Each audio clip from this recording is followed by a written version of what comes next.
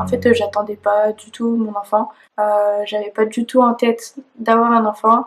Bonjour à tous, j'espère que vous allez bien. On se retrouve aujourd'hui pour une vidéo un peu spéciale pour moi. Je vais vous parler de mes grossesses. Je suis désolée, on dirait que j'ai une tête de petit pois avec mes cheveux attachés comme ça. J'avais juste pas le courage de me les coiffer tout de suite. Donc voilà, donc je vous préviens, ce sera vraiment une vidéo blabla. Je sais pas combien de temps elle va durer, je risque de partir dans tous les sens. Je sais pas expliquer quelque chose en allant droit au but, donc j'espère que vous arriverez à me suivre. Pour ceux qui sont nouveaux sur ma chaîne, n'hésitez pas à me suivre en cliquant juste en dessous de la vidéo et à activer la petite cloche qui se trouve juste à côté. C'est pour recevoir une notification dès qu'une nouvelle vidéo est en ligne. Si vous voulez me suivre sur les réseaux sociaux, je vous les mets juste ici. Je suis beaucoup plus présente sur Instagram que sur les autres réseaux. Après, on m'a souvent demandé d'être un peu plus présente sur Snapchat, mais c'est vrai que je me rendais pas trop compte qu'il y avait encore du monde là-dessus, donc je vais essayer d'y être un petit peu plus cette année. D'ailleurs, vu que c'est la première vidéo de cette année 2019, je vous souhaite une très bonne année, qu'elle soit pleine de joie, de bonheur, de santé, d'argent, de réussite et d'amour. Donc vraiment, je vous souhaite que des bonnes choses. Donc voilà, je vais d'abord vous parler de ma deuxième grossesse parce que ce sera un petit peu plus court à raconter que la seconde où c'est un petit peu plus spécial, on va dire. Donc voilà. Vous m'avez posé beaucoup de questions par rapport au fait que j'ai pas pris énormément de poids. Vous vouliez savoir mon alimentation, ma routine sport, si j'en avais une ou pas, les soins que je faisais, combien de kilos j'avais pris en tout, etc. Donc je vais essayer de vous expliquer ça le plus rapidement possible. Mais surtout, si j'oublie de dire des choses, si vous vous posez encore des questions après cette vidéo, n'hésitez pas à me les poser en commentaire ou par message sur mes réseaux. J'essaierai d'y répondre le plus rapidement possible. Donc pour ceux qui me connaissent pas, j'ai 21 ans et j'ai deux filles, une de 2 ans et demi et une de 8 mois. Donc là j'ai accouché en avril 2018. Je vais essayer de faire par catégorie, on va dire. Pour la grossesse en général, ça s'est super bien passé. J'ai pas eu tant de désagréments que ça. C'était juste le soir quand je m'allongeais, j'avais quelques aigreurs, mais vraiment j'étais pas embêtée du tout. Tout s'est bien passé, il n'y a pas eu de problème particulier. Moi j'étais pas spécialement embêtée, j'ai pas fait de diabète, etc. Vraiment j'étais tranquille. Physiquement mon ventre a commencé à vraiment se voir à partir de 6 mois de grossesse. Avant ça j'avais un petit ventre, on aurait dit que j'avais trop mangé, mais on se posait pas trop la question de savoir si j'étais enceinte. Avant ça j'avais pas un énorme ventre. J'ai pas eu tant de problèmes que ça, j'ai pas fait de rétention d'eau. Côté alimentation, j'étais pas immunisée contre la toxoplasmose, donc j'ai dû faire attention à ne pas manger de viande crue, ne pas manger de viande même saignante, pas de poisson cru. En soi, j'ai pas adopté de régime particulier pendant ma grossesse. J'ai fait attention quand même à ce que je mangeais parce que je mangeais pas que pour moi. Donc j'ai mangé un petit peu plus de légumes qu'en règle générale parce que moi j'ai vraiment du mal par rapport à ça. Mais j'ai pas adopté de régime particulier. Au niveau du sport, j'en ai fait un tout petit peu au début de la grossesse et encore, mais vraiment c'était pas vraiment du sport, c'était juste je faisais quelques mouvements sportifs on va dire à la maison, mais vraiment après je faisais pas du tout le haut du corps, je faisais que les cuisses et les fesses, mais pas longtemps parce que j'en avais pas l'énergie et que j'avais un petit peu peur de faire une bêtise, donc vraiment c'était juste pour moi en fait, c'était dans ma tête, je ressentais le besoin d'en faire, pas spécialement parce que j'avais peur de prendre du poids etc, mais c'était juste voilà, j'avais envie d'en faire, mais je faisais quand même attention et j'en ai vraiment pas fait beaucoup. Ensuite niveau du sport, après l'accouchement, je vous en ai déjà parlé dans ma vidéo routine sportive, j'ai mis quelques temps à reprendre le sport. J'ai d'abord fait ma rééducation du périnée, j'ai attendu le temps qu'il fallait, enfin vraiment j'ai écouté mon corps, j'ai recommencé à en faire quand je me sentais prête et voilà, donc après ça s'est bien passé. Donc voilà, vraiment j'ai fait attention, mais il faut s'écouter en fait. Au niveau du soin du corps, je mettais de l'huile, donc j'en ai testé 3 différentes. J'ai testé la Bioil que vous trouvez sur internet ou en pharmacie. Celle-là je la trouve pas mal, mais je trouve que c'est pas la meilleure.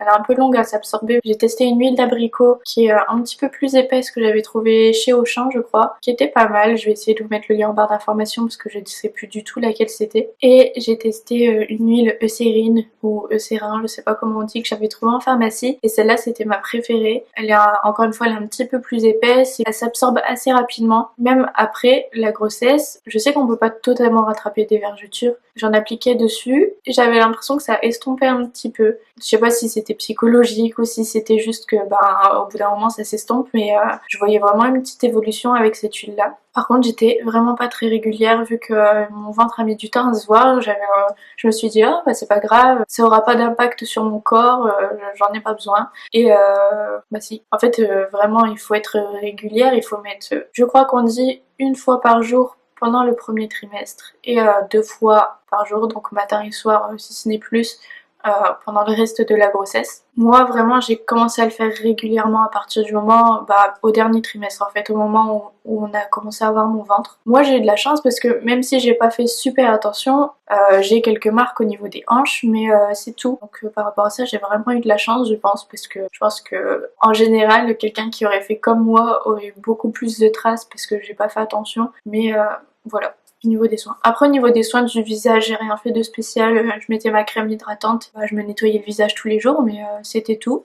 Comme vous voyez, j'ai pas fait spécialement attention pendant ma grossesse. Enfin, je faisais attention pour mon bébé quand même, mais je veux dire pour moi, physiquement, je faisais rien de spécial. Donc voilà. Après au niveau de l'accouchement, ça s'est super bien passé. J'ai accouché à terme, donc à 8 mois et demi. Vraiment, ça s'est super bien passé. Je me rappelle que j'ai commencé à avoir des contractions un soir. En fait, je regardais un film avec mon copain et je lui ai dit ah, ça commence, parce que je commençais à avoir des grosses contractions, mais sauf qu'on regardait un film, il pensait que je disais ça commence, ah il y a enfin de l'action, du coup il m'a répondu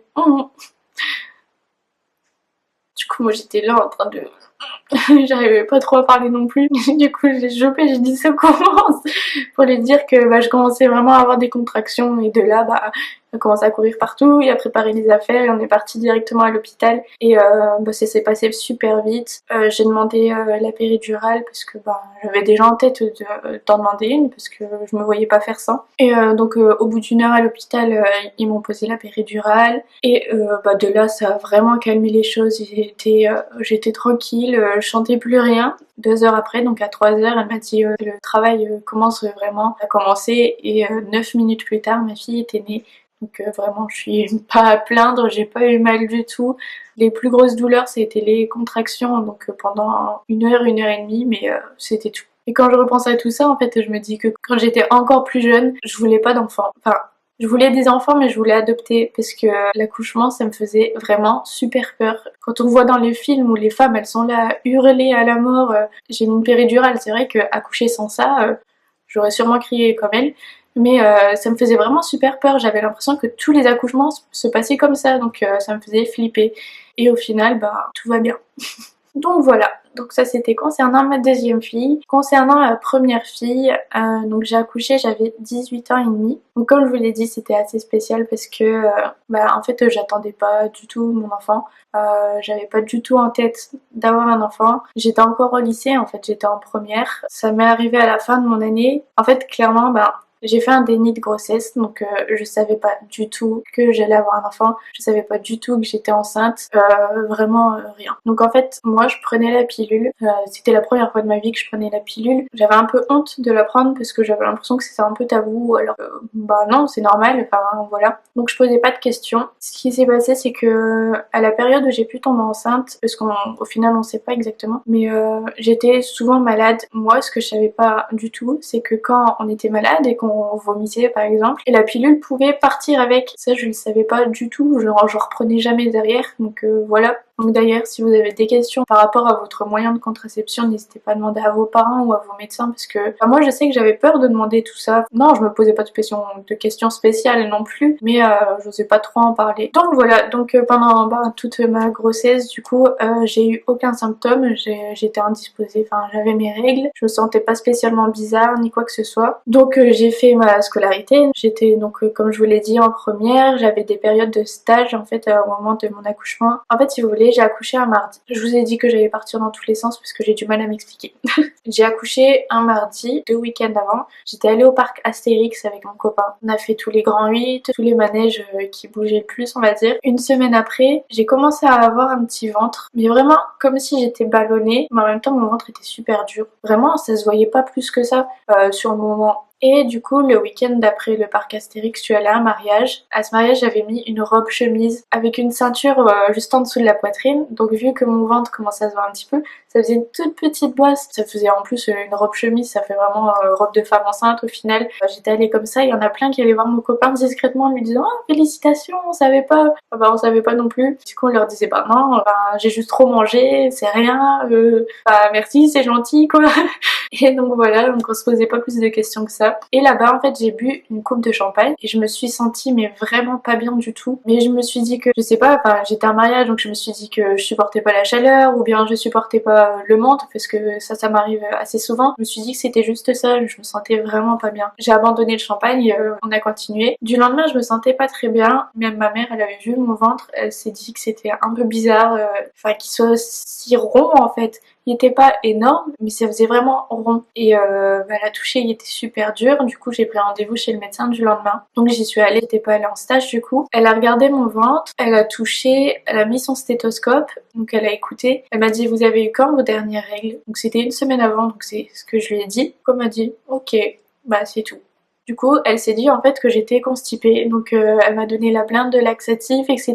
Vraiment plein de médicaments, parce que bah il était tout dur, donc elle s'est dit bah c'est bouché quoi. Bah c'est tout, de là je suis rentrée chez moi, j'ai pris les médicaments. Faut savoir que mes parents n'étaient pas là, j'étais toute seule chez moi et mon copain était rentré chez lui. Donc du lendemain, il part travailler, donc j'étais vraiment toute seule. Et j'avais dit à mon copain de me rejoindre vers midi 13h pour qu'on mange ensemble, mais c'était tout. Je me suis réveillée avec une douleur mais atroce vraiment. J'avais super mal au ventre, je me sentais pas bien du tout, j'arrivais même pas à bouger pour prendre mon téléphone. J'arrivais à rien faire, c'était vraiment j'arrivais pas. Et du coup j'étais là dans mon lit à me tordre dans tous les sens. Et en fait mon copain m'a fait une surprise, il est venu chez moi à 10h au lieu de 13h, mais vraiment heureusement qu'il est arrivé parce que bah vraiment heureusement qu'il est arrivé. Après qu'il soit arrivé, j'ai commencé à vomir et il m'a dit sur une échelle de 1 à 10, bah, comment tu te sens? Je lui ai dit 8, alors je me sentais vraiment pas bien. Et de là, il a appelé mon médecin parce qu'il s'est dit c'est pas normal, elle décrochait pas. Il a appelé l'hôpital qui lui a dit qu'on devait s'y rendre. Je sais plus exactement ce qu'ils lui ont dit, mais je sais qu'ils lui ont dit qu'on devait y aller. Le médecin a rappelé juste derrière.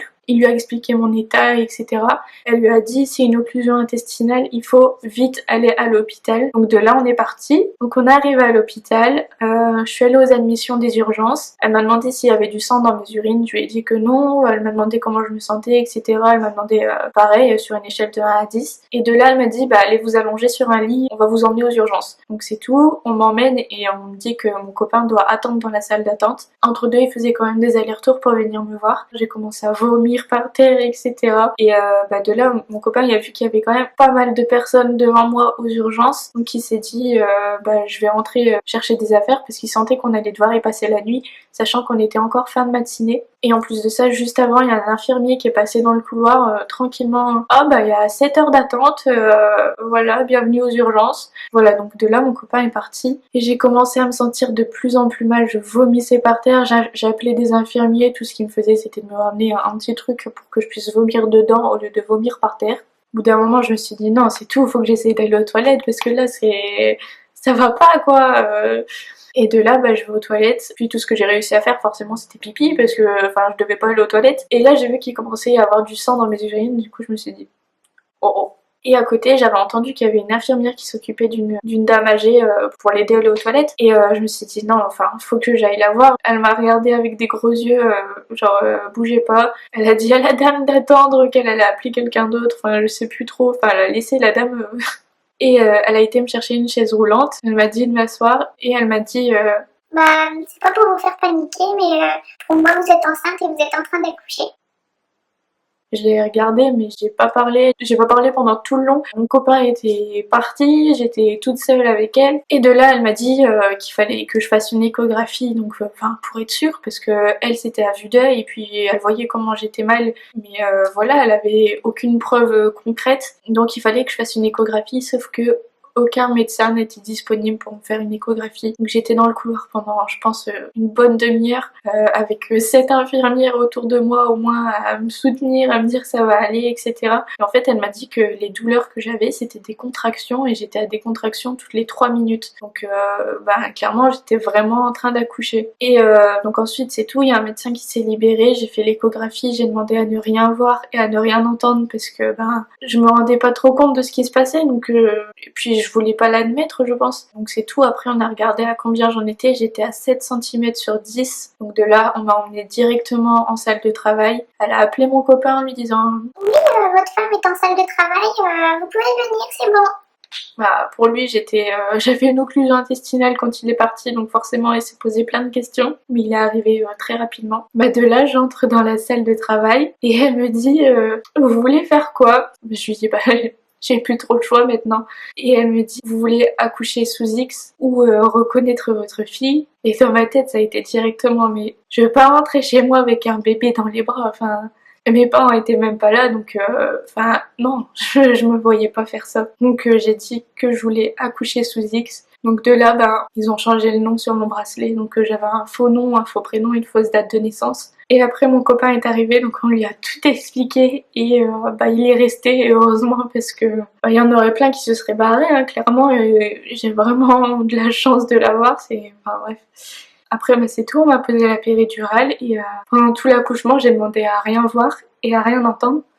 Donc j'ai fermé les yeux en fait pendant tout l'accouchement, je voulais rien voir et rien entendre et c'est ce que j'ai fait. J'ai fait abstraction de tout ce qu'il y avait autour de moi, je me rendais même pas compte que j'étais en train d'accoucher au final quand j'ai repensé après. Je me rendais compte de rien, j'étais là et je faisais ce qu'on me disait de faire mais c'était tout. Même après l'accouchement, bah, j'étais sans expression, enfin on aurait dit qu'il venait de rien se passer en fait. Après c'était tout, on m'a emmenée en chambre et plusieurs infirmières sont venues plusieurs fois me demander si je gardais ce choix-là de pas reconnaître ma fille. Donc bah, je disais que oui. Après elles me demandaient si je voulais savoir quand même si c'était une fille ou un garçon et bah, je disais que non, je voulais pas savoir. On m'a demandé plusieurs fois, au bout d'un moment bah, j'ai dit que si, je voulais quand même savoir si c'était une fille ou un garçon. Et quand elle m'a dit que c'était une fille, j'ai commencé à vraiment me rendre compte que j'avais donné la vie à un enfant, que bah, c'était tout, j'avais un enfant, même si je l'avais pas encore reconnu, elle était là et du coup sur le moment bah, j'avais une infection donc je suis restée du mardi au samedi à l'hôpital. Entre deux, ma sœur est venue me voir. Enfin, tout le monde pensait que c'était une occlusion intestinale, je l'avais dit à personne, il y avait que mon copain qui était au courant, qui était avec moi. Mes parents m'appelaient, enfin ils l'appelaient pour savoir comment je me sentais, si ça allait un peu mieux par rapport à l'occlusion, etc. Et que on leur disait oh oui tout va bien, enfin ça va mieux. Enfin vraiment ils pensaient que j'étais là-bas pour ça. Et ma sœur elle est venue entre deux et enfin on lui a dit pareil, j'étais normale, je lui ai fait semblant que c'était une occlusion, on est sortis, etc. Enfin voilà. Et du samedi, quand je suis rentrée, ma mère m'a dit ah je sais que ça fait super mal une occlusion intestinale, comment tu te sens? Là j'ai fondu en larmes et j'ai même pas su expliquer ce qui venait de se passer, du coup c'est mon copain qui a tout expliqué et voilà. Donc de là, quelques semaines après, vu qu'il y a une procédure, etc., j'ai reconnu ma fille et puis on a emménagé tous les trois et tout va bien. Elle est en super bonne santé et vraiment tout va bien quoi.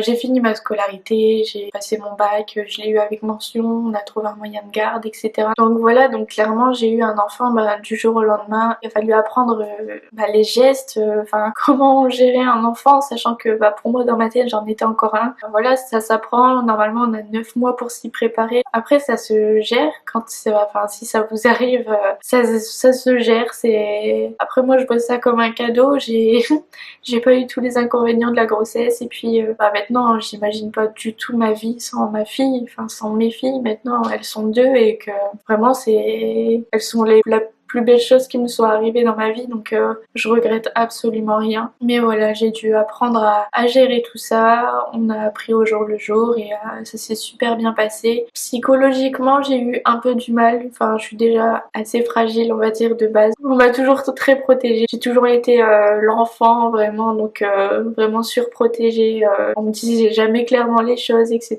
Donc j'ai toujours été assez fermée et là ben j'ai dû affronter quand même une grosse situation. Du coup bah pour m'aider je suis allée voir un psychologue, il y avait la PMI donc ça vous en trouvez un peu partout, les assistantes sociales etc. qui m'aidaient par rapport aux gestes, qui me disaient par rapport aux aides etc. que je pouvais avoir parce que quotidiennement on doit dépenser de l'argent quoi, donc ça aide beaucoup de servir de tout ça.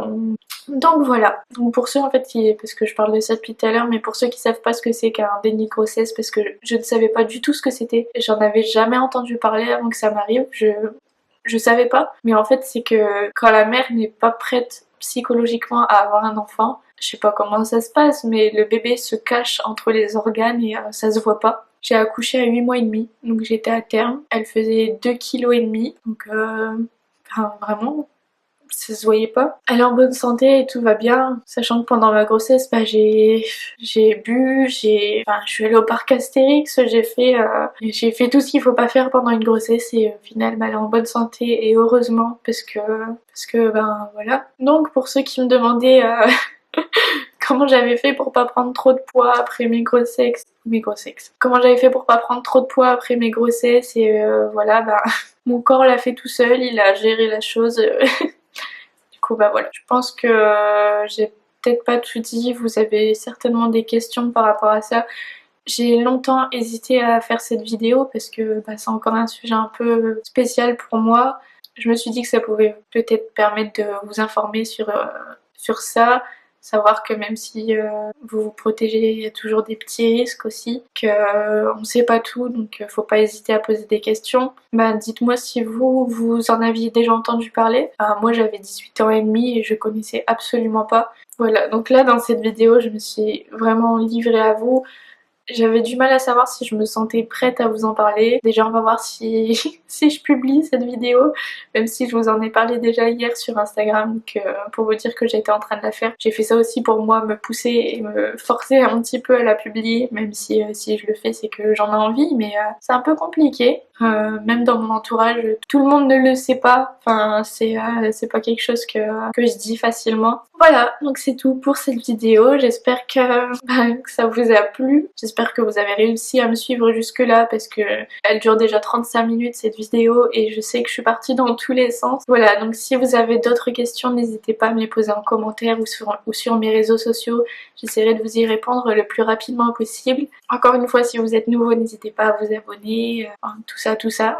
Voilà, donc comme ça vous connaissez un petit peu plus mon histoire, vous savez pourquoi j'ai 2 enfants aussi jeunes, même si ça dépend de chacun, hein. Mais voilà, donc voilà, donc je vous fais des gros bisous et je vous dis à la semaine prochaine.